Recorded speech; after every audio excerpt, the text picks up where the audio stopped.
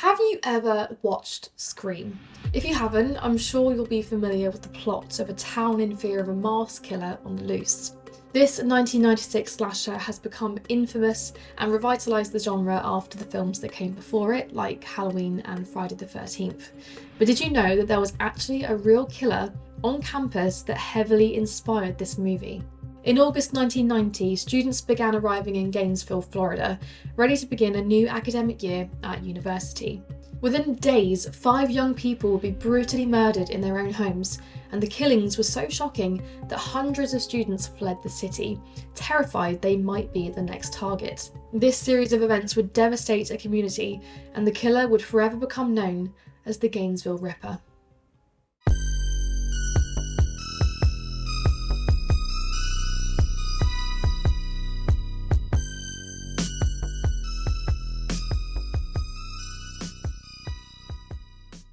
Before we get into today's video, just a quick reminder to like and subscribe if you do enjoy my content.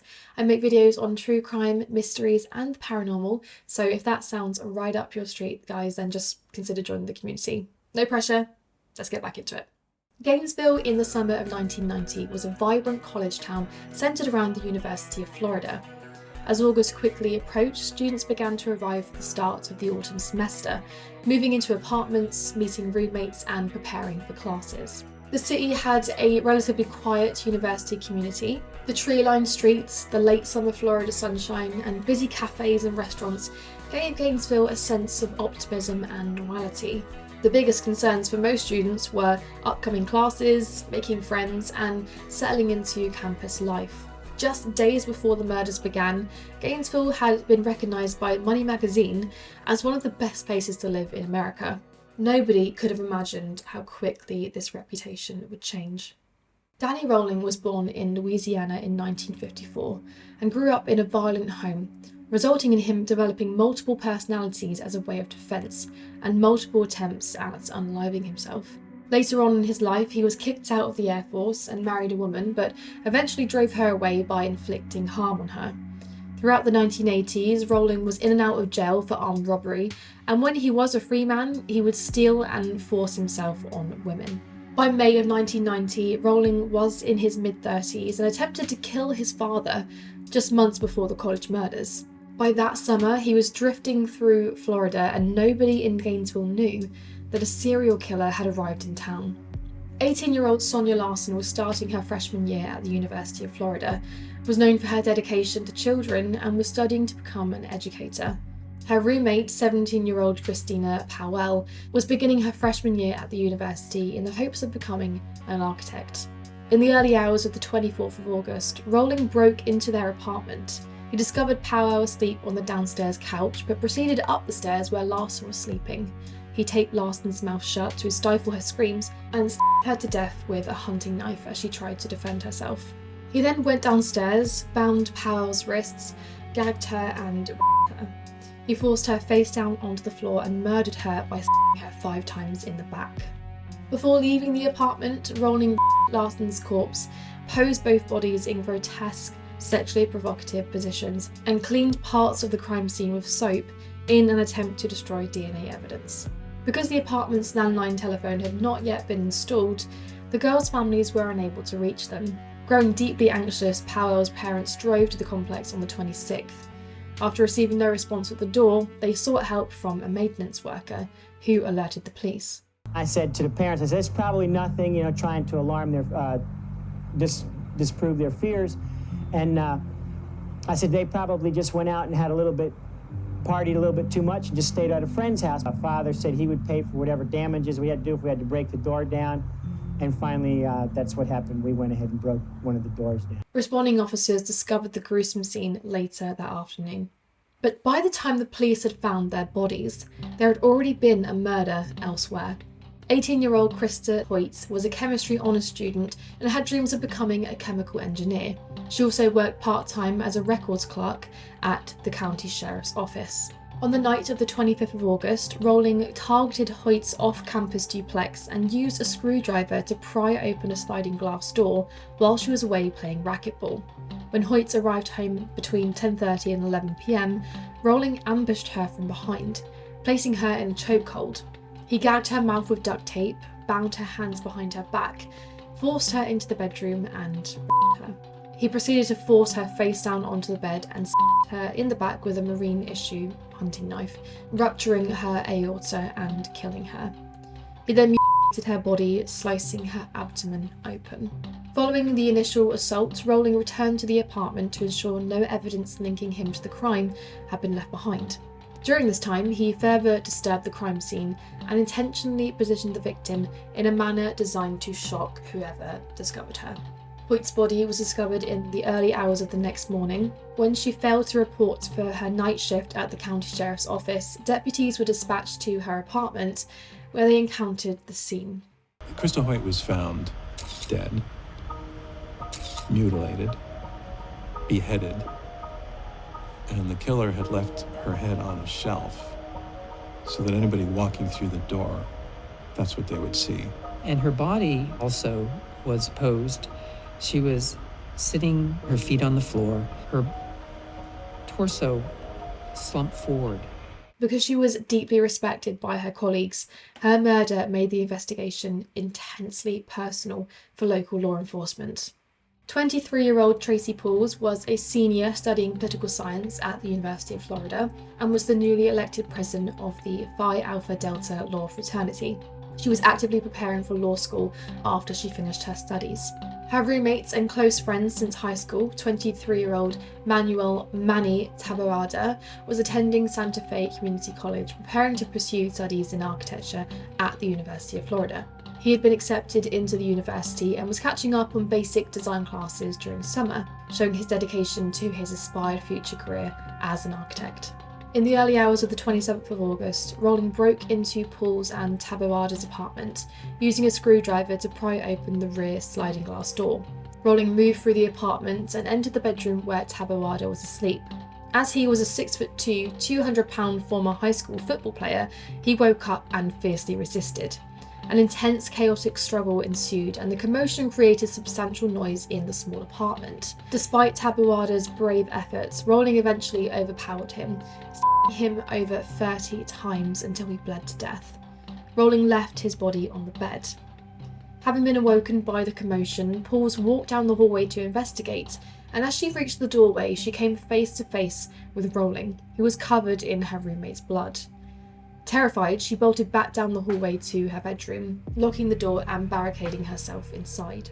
Rowling used his physical weight to break down her bedroom door. He used duct tape to bind Paul's wrists and to cover her mouth. He then used his knife to cut away her t-shirt. After essaying her, he forced her to turn face down on the bed and stabbed her in the back with his hunting knife 3 times. Before fleeing the scene, Rowling attempted to clean the area and manipulate the physical evidence to hinder any future investigation. He moved the victims to different locations within the apartment, similar to his earlier crimes, before exiting through the sliding glass door. The roommates were discovered the following morning by a concerned friend. As news of the murders spread, fear quickly took hold of Gainesville. The attacks had taken place inside apartments in the middle of student neighbourhoods where they should have felt safe. Students began checking locks repeatedly before bed. Some pushed furniture against doors and others refused to sleep alone. Parents from across Florida and beyond started calling their children, urging them to come home. Many of them did pack up and leave Gainesville. The atmosphere around the city had changed almost overnight. That excitement of a new academic year was quickly replaced by terror and paranoia. Rumours spread rapidly, with everyone wondering the same thing. Who was responsible, and when would they strike again? The police responded with increased patrols, and the University of Florida introduced additional safety measures to reassure students. But despite these efforts, nobody could offer answers. The killer was still unidentified and out there somewhere. And as each day passed without an arrest, the fear only intensified. For those few weeks in 1990, it's like time stood still, and Gainesville became a city waiting for the next attack. As the pressure on investigators became overwhelming, attention began to focus on a local man named Edward Humphrey. Humphrey was a 19-year-old Gainesville resident who lived near some of the crime scenes and had a history of mental health struggles. In the days following the murders, his behaviour attracted police attention, and before long, many people became convinced that he was indeed the killer. The media quickly picked up on the story. To a frightened public, Humphrey seemed to fit the image of a suspect. As rumours spread throughout Gainesville, many believed the case had already been solved. But there was a problem. Investigators couldn't find enough evidence linking him directly to the murders. No physical evidence connected him to the crime scenes, and despite intense scrutiny, the case against him began to fall apart. What made people believe it was Humphrey was a desperation for answers and someone to blame. So when a potential suspect emerged, many of them were willing to believe that he was guilty before the evidence had been fully examined. Meanwhile, the real killer remained free. As the police pursued the wrong lead, the breakthrough in the case would come from somewhere entirely unexpected: a drifter sitting in a Florida jail cell. Just days after the final Gainesville murder, Danny Rolling was arrested in another part of Florida on burglary charges.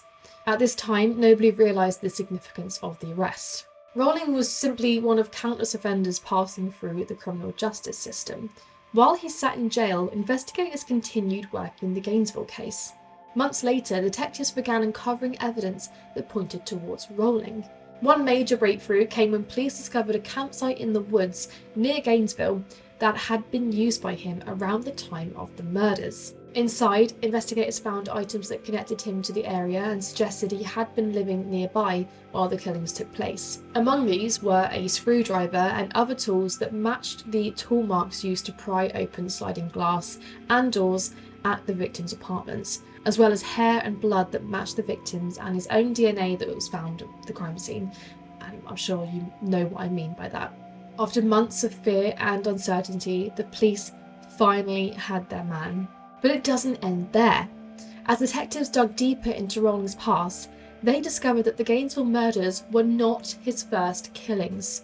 Evidence linked him to a separate triple murder in Louisiana years earlier, revealing that Gainesville had been targeted by a serial killer with a history of violence. With the evidence mounting against him, Rolling would eventually confess, bringing one of America's most infamous serial murder cases to a close. And one interesting but unsettling detail of the murders is that, with the exception of Taboada, all victims were petite, brunette, white women with brown eyes, just like his mother. So Rolling eventually pleaded guilty in 1994 to all of the murders of the 5 victims. The plea spared the victims' family from a lengthy trial, but it also meant there would be no dramatic courtroom battle. The focus instead shifted to understanding why he had done what he did. During the proceedings, Rolling described a desire to become a notorious serial killer, and we already know that Gainesville wasn't his first. In 2006, after years on death row, Rolling was executed by lethal injection. But even now, the case continues to leave a mark on popular culture. One of the most interesting legacies of the Gainesville murders is their connection to the horror film Scream. While the film is entirely fictional, screenwriter Kevin Williamson has spoken about how news coverage of the Gainesville murders inspired the atmosphere of fear at the heart of the movie. The idea that a seemingly safe community could suddenly be terrorised by a killer became one of the central themes of Scream. And maybe that's why the film did so well, because despite a fantastic writer and cast, the film is inspired by a real community who went through pure horror. To this day, the name Gainesville Ripper is still remembered, but behind that infamous nickname were 5 young people whose lives were cut tragically short. For many people who lived in Gainesville at the time, the case remains a horrific memory. Students who should have been focused on classes and making new friends instead found themselves paralysed by fear, locking their doors and travelling in groups. While Danny Rolling became known as the Gainesville Ripper, it's important to remember that this story isn't about him. It's about Sonia Larson, Christina Powell, Krista Hoyt, Tracy Pauls, and Manuel Taboada. And while the case may have inspired books, documentaries, and popular culture, the real legacy doesn't sit with the killer, but with the brave souls he took. Behind the headlines and the fear were 5 young people who never got the chance to tell the rest of their story. And that is the case of the Gainesville Ripper. Incredibly sad and tragic. I have no words. I had no idea about this either, considering that Scream is my favourite movie of all time. But let me know your thoughts on this one. And if you have any ideas of videos you want me to do in the future, then please let me know that as well. But as always, thank you so much for watching, guys, and I will see you in my next video.